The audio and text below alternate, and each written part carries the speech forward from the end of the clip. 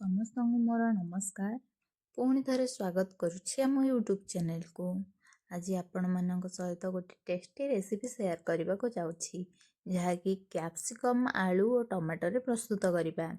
ଏହି ରେସିପିଟିକୁ ପ୍ରସ୍ତୁତ କରିବାର ପ୍ରଣାଳୀ ବହୁତ ସହଜ। ଆଉ ଯଦି ରେସିପିଟିକୁ ଥରେ ବନେଇକି ଖାଇବେ ତାହେଲେ ବାରମ୍ବାର ଏହି ରେସିପିଟିକୁ ବନେଇକି ଖାଇବା ପାଇଁ ଇଚ୍ଛା ହେବ। ଏହି ରେସିପିଟି ଖାଇବାକୁ ଯେତେ ଟେଷ୍ଟି ଲାଗିଥାଏ, ଦେଖିବାକୁ ବି ବହୁତ ସୁନ୍ଦର ଲାଗିଥାଏ। ଚାଲନ୍ତୁ ଦେଖିବା ମୁଁ ଏହି ଟେଷ୍ଟି ରେସିପିଟି ବନେଇବା ପାଇଁ କ'ଣ ସବୁ ସାମଗ୍ରୀ ରଖିଛି।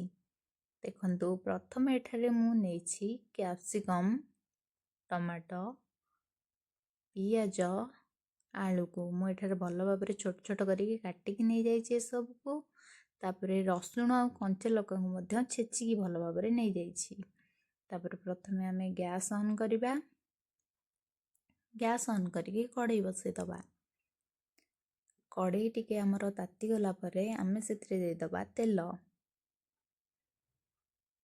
ଆଉ ତେଲ ତାତିଲା ପରେ ଆମେ ଦେବା ସେଥିରେ ଜିରା।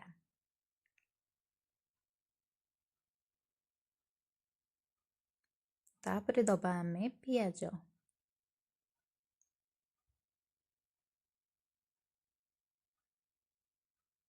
ତାପରେ ଆମେ ଦେବା କଞ୍ଚା ଲଙ୍କା ଓ ରସୁଣର ଛେଚାକୁ। ଯଦି ରାଗ ପସନ୍ଦ ଅଧିକ କଞ୍ଚା ଲଙ୍କା ମଧ୍ୟ ଛେଚିକି ନେଇପାରିବେ। ତାପରେ ମୁଁ ଦେଇଦେଲି ସେଥିରେ ଟମାଟୋ, କ୍ୟାପ୍ସିକମ୍ ଓ ଆଳୁ। ୟାକୁ ଦେଇକି ଭଲ ଭାବରେ ଆମେ ଟିକେ ଗୋଳେଇ ଦେବା। ଦେଖିପାରୁଥିବେ କେତେ କଲରିଂ ଦେଖାଯାଉଛି। ତାପରେ ଆମେ ଦେବା ସେଥିରେ ସ୍ୱାଦ ଅନୁସାରେ ଲୁଣ, ହଳଦୀ ଗୁଣ୍ଡ ଓ ଲଙ୍କା ଗୁଣ୍ଡ। ଆମେ ତାକୁ ଭଲ ଭାବରେ ଗୋଳେଇ ନେବା। ଗୋଳେଇକି କିଛି ସମୟ ଘୋଡ଼େଇକି ଛାଡ଼ିଦେବା ସିଝିବା ପାଇଁ। ଦେଖିପାରୁଥିବେ ଆମର ଅଧା ଅଧା ସିଝି ଆସିଲାଣି। ତାପରେ ଆମେ ସେଥିରେ ଦେବା ସୋରିଷ ବଟା। ଦେଖିପାରୁଥିବେ ମୁଁ ଏଠାରେ ସୋରିଷ ବଟାକୁ ମଧ୍ୟ ଭଲ ଭାବରେ ଦେଇକି ଗୋଳେଇ ଦେଉଛି। ସୋରିଷ ବାଟଣର ଟିକେ ବାସ୍ନା ରହିଥାଏ, ତେଣୁ ଆମେ ତାକୁ ଭଲ ଭାବରେ ବାସ୍ନା ଯିବା ସାରି ତାକୁ ଏମିତି ଭଲ ଭାବରେ ଆଉ ଟିକେ କଷୁଥିବା।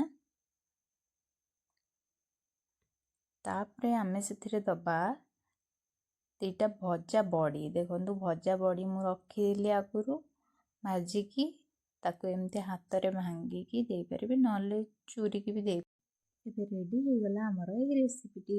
ଯଦି ରେସିପିଟି ଭଲ ଲାଗିଥାଏ ତାହେଲେ ଭିଡ଼ିଓକୁ ଲାଇକ୍, ସେୟାର, କମେଣ୍ଟ କରିବାକୁ ଜମା ବି ଭୁଲିବେନି। ଯଦି ଚ୍ୟାନେଲରେ ନୂଆ ଆସିଥାନ୍ତି ତେବେ ସବସ୍କ୍ରାଇବ୍ କରିଦେବେ। Thanks for watching.